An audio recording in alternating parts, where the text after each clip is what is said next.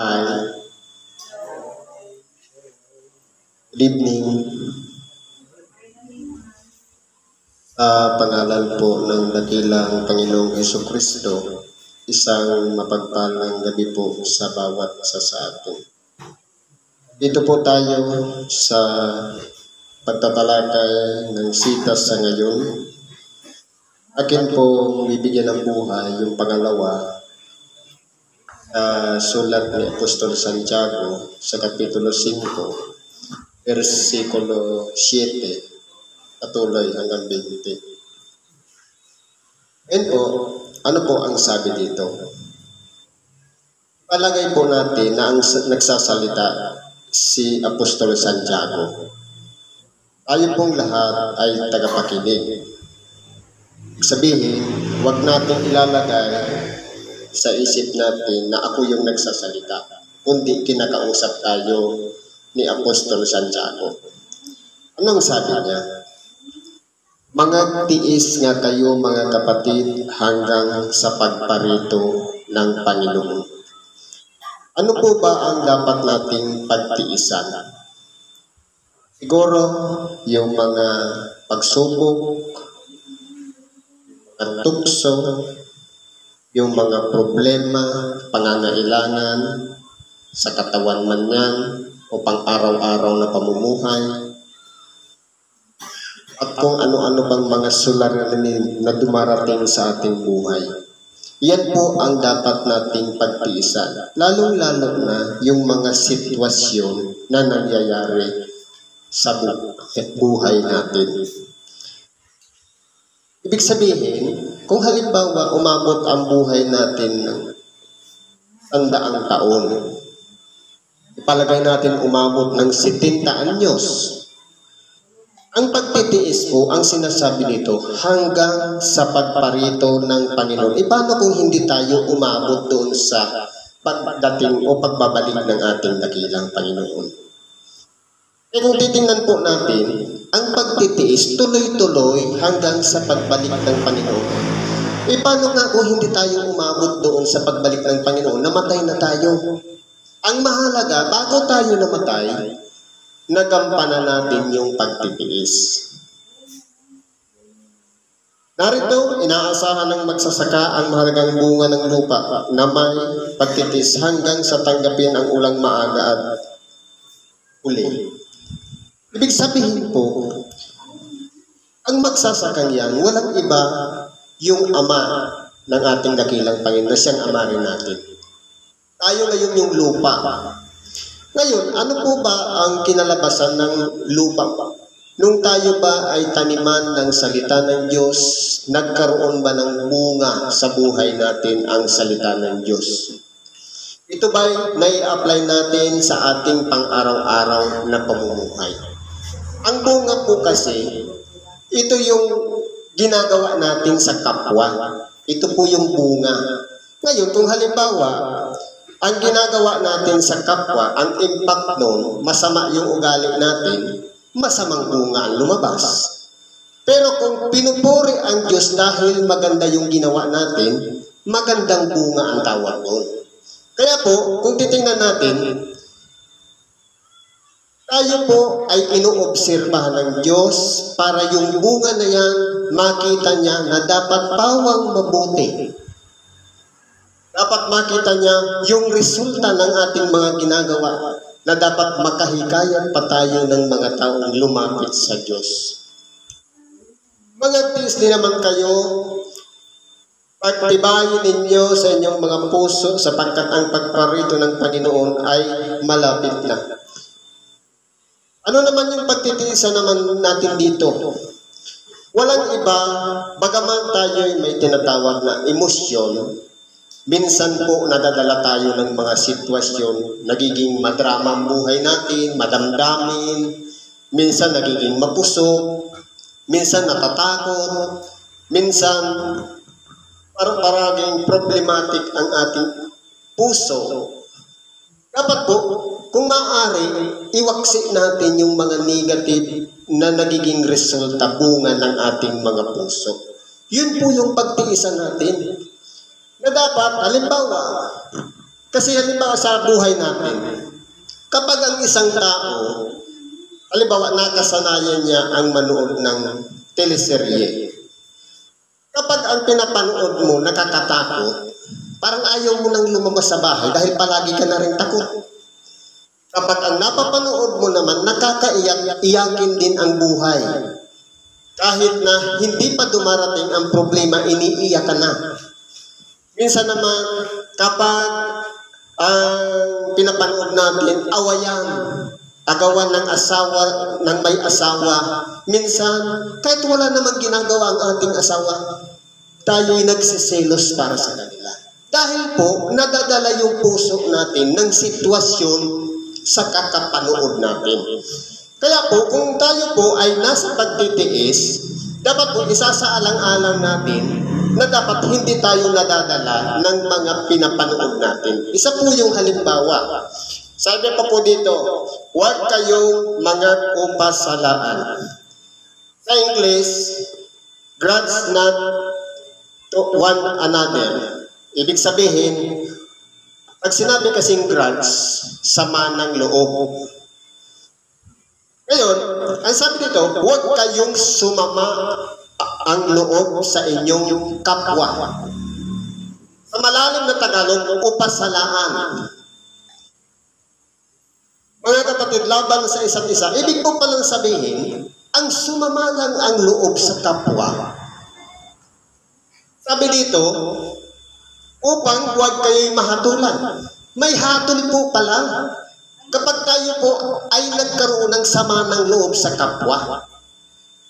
Ibig pong pala sabihin, kung malawak ang ating pag-iisip, kapag may ginawang problema ang ating kapwa, hindi pwede pala tayong mag-apply ng sama ng loob para hindi tayo hatulan. Ang gagawin na lang natin, kung malawak ang ating pag-iisip, ipapanalangin natin yung tao na pinanggalingan nang sa ganun hindi na sumama ang ating loob. Hindi baga, ang gusto natin lahat maligtas. Ayaw natin hatulan. Sapagkat, hindi baga, sa pagbalik ng ating dakilang Panginoon, ang una niya na munang kukunin yung mga tapat sa Kanya. Yung mga matitira, yun ang hahatulan. Siyempre, ang gusto natin, sure na ang ating kaligtasan. Na dapat hindi na dumating na hahatulan pa tayo. Ano po ang hahatol sa atin? Yung salita mismong itinanim sa ating mga pag-iisip, sa ating mga puso, yun po ang hahatol sa atin.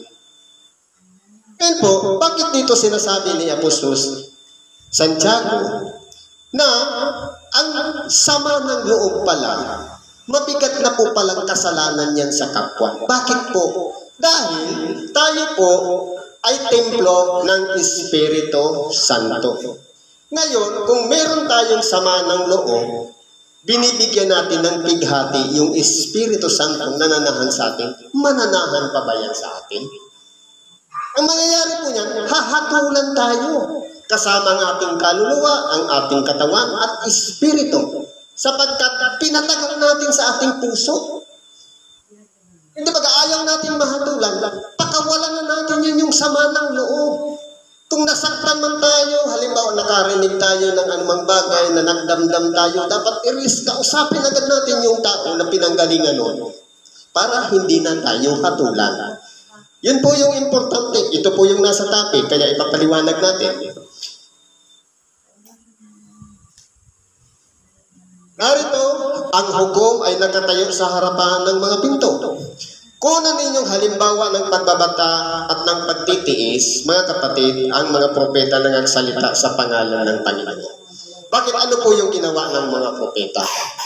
Ang mga propeta po, sila po ay tinatawag na tagakita o messenger of word of God o tagapagpahayag ng salita ng Diyos. Ang tungkulin po kasi ng messenger, ipahatid mo lang yung ebanghelyo, labas ka na kung yung taong pinagpahayagan mo, sabi nga, take it or leave it, wala ka ng pananagutan. Ang mahalaga, ginampanan natin yung tungkulin bilang tagapagpahayag. Kaya kung titingnan natin, napakaraming mga propeta ang nagpahayag noong unang panahon. Hindi tinanggap ng iba ang aral, ang iba naman tinanggap. Pero po, wala pong narinig sa mga propeta na yung mga hindi tumanggap, hinuhusgahan nila, kundi hinahayaan nila. Dahil minsan ang tao kasi iba-iba, minsan may madaling makakatch up, minsan may matigas ang puso, minsan may madamdamin, minsan nakikipag-argumento pa na mas magaling yung paliwanag niya kaysa doon sa paliwanag ng propeta. Nagmamarunong ba? Ngayon sabi, kung marinig inyo ang kanyang tinig, huwag papagmatigasin ang puso. Ibig sabihin, kahit anuman ang kalagayan na nagpapahayag, kung makikilala natin ang salita, yan ay mula sa Diyos, na parang binabagabag ang ating kaisipan, ang ating puso, at inuusig tayo ng ating budhi. Masama yan, kapatid. Dapat hindi mo gawin yan. Ibig sabihin yan, ito na yung salita ng Diyos na tumatagos hanggang sa kalamnan, sa mga paghihiwalay ng buto, kasuan, pati yung pagitan ng kaluluwa at espiritu, natatagos po ng salita ng Diyos. Marahil ito na yung kumakatok sa atin, magbago ka na, kapatid. Kaya kung titingnan natin, dito po, yung pagtitiis, kasi po yung mga propeta noon, kahit hindi sila pinakinggan o pinakinggan man, binabaliwala nila. Hindi nila pinagsisiksikan na, dito ka na, kapatid. Sumama ka na sa amin. Hindi. Mayroon tayong kalayaan pumili sapagkat mahirap na. Kung namili tayo ng kapwa, pagkatapos naman, hindi naman nagpatuloy. Sabi nga doon sa aralin kahapon, totoo, nagplano nga na magtayo ng isang muog. Naging isa ng mananampalataya. Pero hindi naman na ipatapos. Hindi nakarating sa hangganan na naging kasama sa paglilingkod, kundi umayaw agad. Dapat po hindi mangyari yung ganun. Ngayon po, yung binasa kanina ng ating kapatid, sabi, narito, tinatawag nating mapapalad ang nangagtitiis. Madali pong sabihin ang mapapalad ang nangagtitiis. Paano po nagiging mapalad ang nangagtitiis? Kung halimbawa po tayo, nakarinig ng salita, tapos sumama yung loob natin, wala po doon ang tinatawag na pagtitiis. Sapagkat ang pagtitiis, sabi nga, ang sumampal sa kabila, bigay mo pa ang kabila. Kaninong aral nyo? Sa ating dakilang Panginoon. Ngayon, kung siniraan pala tayo, hayaan natin sa ulit-ulitin. Ibig sabihin yan, part yun ng pagtitiis. Kaya natin i-sacrifice yung ego. Ego natin na gusto na sana natin sumagot pero hindi pa natin ginawa. Dahil yan po ay example o halimbawa ng pagtitis. Yung pagpapahaba ng ating unawa. Ano ba ang nangyari kay Job? Yung binasa kanina, titingnan natin, merong dumating sa kanyang kakaiba. Bakit? Dahil si Job naging isang tapat na lingkod ng Diyos. Ipinagmamalaki ngayon ng Panginoon. Kaya nung nagkakatipon yung mga anak ng Diyos, naparoon naman si Satanas. Ipinagmamalaki niya kay Satanas. Inyong napansin ang aking lingkod na si Job. Walang katulad niya sa ibabaw ng lupa.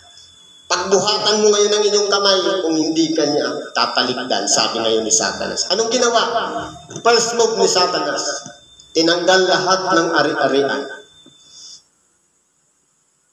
May narinig ba kay Job na nagsalita siya, nagreklamo, sinumbatan niya ang Diyos? Wala. Pinatay lahat sa pamamagitan ng aksidente ang kanyang 10 anak. May narinig ba sa bibig ni Job? Wala pa rin. Ano pang ginawa? Yung pinakamamahal niya na natitira na lang, yung asawa niya. Nasaan na yung pagtatapat mo sa Diyos? Talikuran mo na ang Diyos. Mamatay ka na. Pero hindi po sumuko si Job. Walang narinig kahit isang masamang salita nagmula sa kanyang bibig. At pagkatapos doon, dumalaw pa yung mga kaibigan niya, yung 3. Meron pa, yung binigyan si Job ng mga sugat, mga bukol na magkakadikit, at pagkatapos, sabay po yung pinaputok. Anong ginawa niya? Yung uod na tumalsik sa kanya, kinuha niya pa, ibinalik niya. Ikaw ay aking laman. Eh kung titingnan po natin, si Job, nag-ingat, nagtiis na hindi man lamang magsalita ng isang bagay na hindi niya pwedeng sambitin laban sa Diyos. Idagdag pa yung tatlo niyang kaibigan na parang sinulsulan pa siya, kinutya pa siya. Pero dahil sa pagtitiis ni Job, lumipas ang panahon dahil nagtagumpay siya, sumuko yung examiner niya sa makatuwid bagay si Satanas. Kaya ang ginawa ng Diyos, lahat ng ari-arian niya ibinalik. Yung 10 niyang anak ibinalik. Pati yung malusog niyang katawan at nabuhay pa siya ng mas mahabang panahon. Pati yung pakikitungo ng asawa rin sa kanya naging mabuti rin. Kaya iniwan na siya ng mga kaibigan niya. Kaya kung titingnan po natin, ang pagtitiis po kasi, isa pong bagay na kinakailangan nating gawin sa sarili natin. Kapag minura tayo, hindi tayo sumagot kahit anumang masamang salita, ang tawag doon, pagtitiis. Kapag siniraan tayo ng puri, hayaan natin i-duplicate niya pa yun, ulitin pa yung tatluhin niya pa, kahit 10 ulit niya pang gawin. Pagtitiis yun kung hindi tayo sumagot.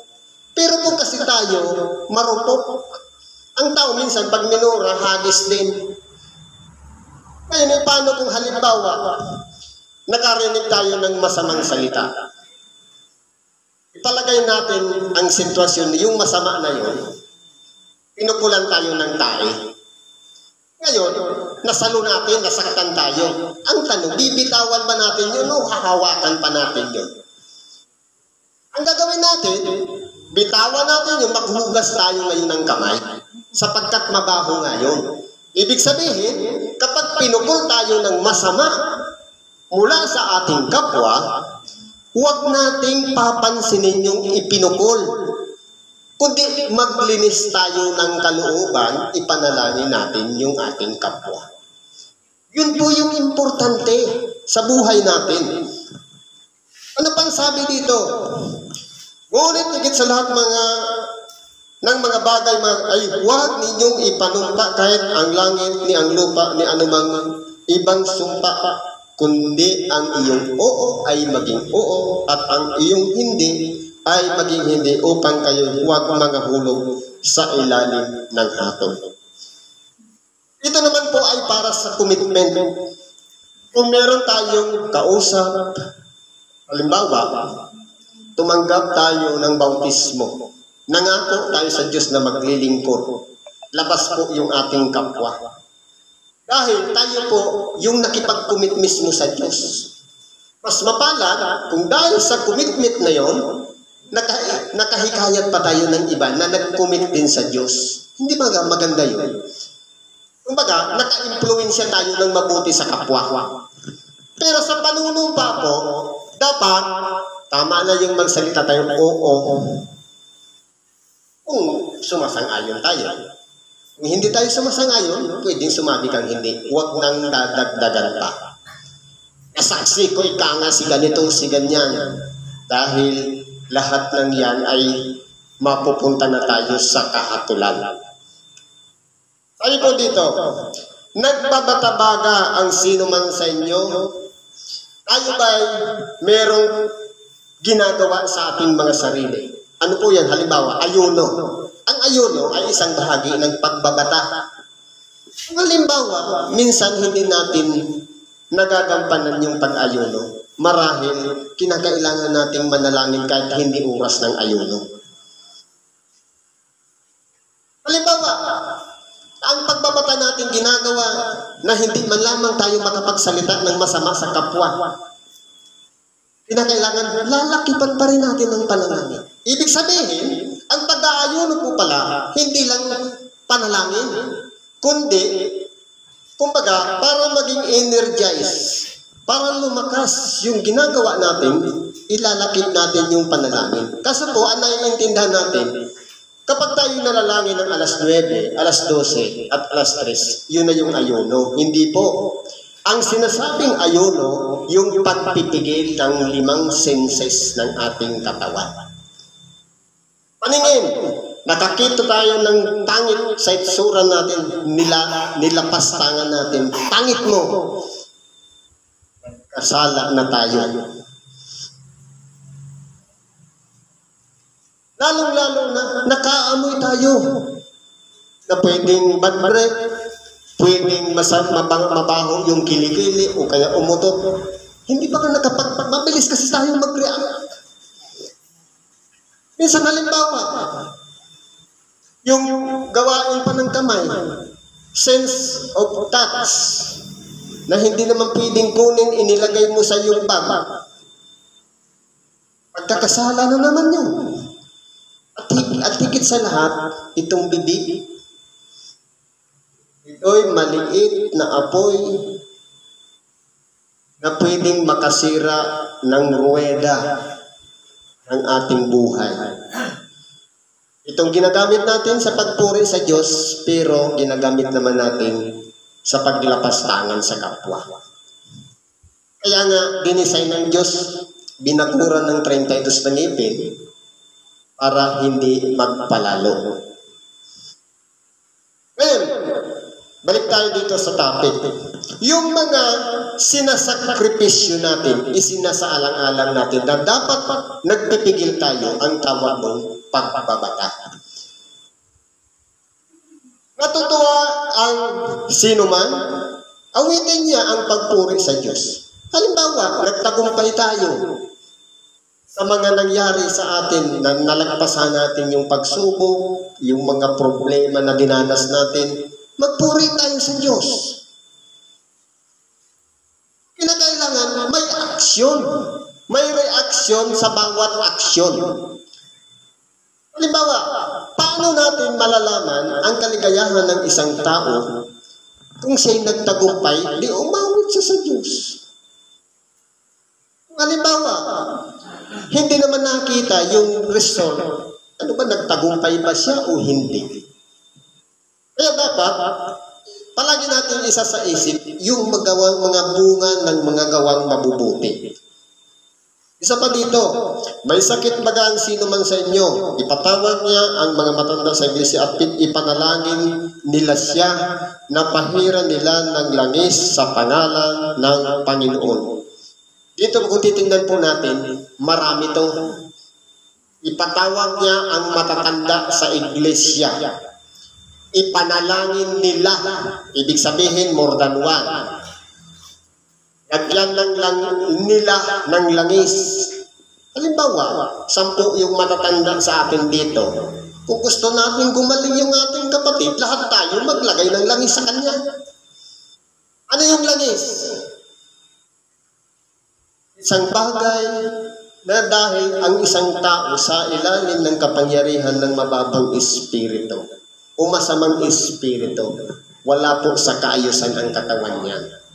Marahil sa pinagsama-sama nating lakas ng pananalig, kapag nadapuan natin ang taong may karamdaman, maaring kung 10 yung nariyang masamang espiritu, 12 tayo, tatalunin natin yung masamang espiritu kung malakas ang ating pananalig. Ganyan po yan. Yan po, yung pagpapagaling sa may karamdaman, resulta na lang po yun ng ating pagkakawang gawa sa ating kapwa. Sapagkat kung halimbawa, kaya naman natin tumulong, tapos nagtimpi pa tayo, hindi na, kayo na lang, kaya mo na yan. Ibig sabihin, ipinagkait natin yung ibinigay sa atin para tulungan natin ang ating kapwa. Bakit po? Ang panalangin ng pananampalataya ay magliligtas sa may sakit. Ito po pala yung langis. Yung panalangin natin doon sa mga tao, na gaya ng ginagawa natin gabi-gabi, nagpapahatid tayo ng Pledus Universal sa mga kapatid natin na kahit hindi natin kilala. Yan po pala yung pinakalangis na pinakakailangan ng ating kapatid.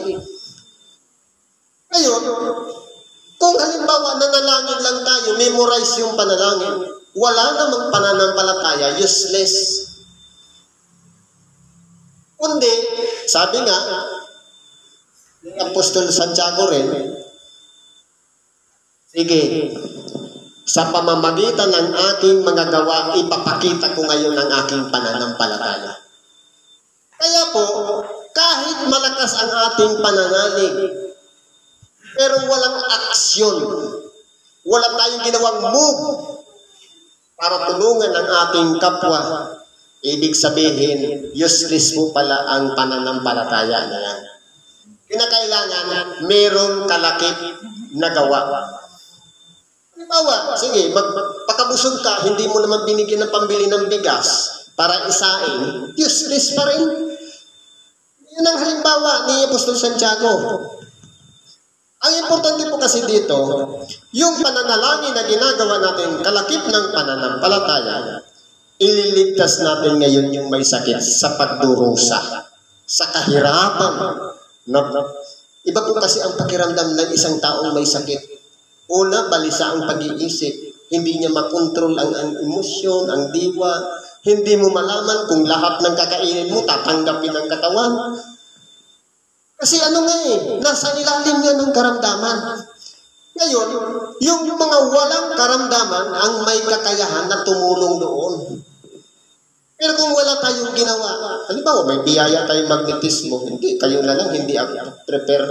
Para saan pag pumunta ka ng templo kung hindi ka naman prepare? Dapat anytime, always tayong prepare. Yun po yung importante. Paano kung hindi pa rin gumaling? Ikaw kasi hindi ka nagmagnet Hindi ba kauusikin tayo ng ating budhe? Dahil sayang yung biyaya na pinagkalog sa atin, hindi tayo tumulong, tapos hindi gumaling. Takot tayo. Baka hindi tayo makatulong. Kaya mamaya mamagnitan natin siya.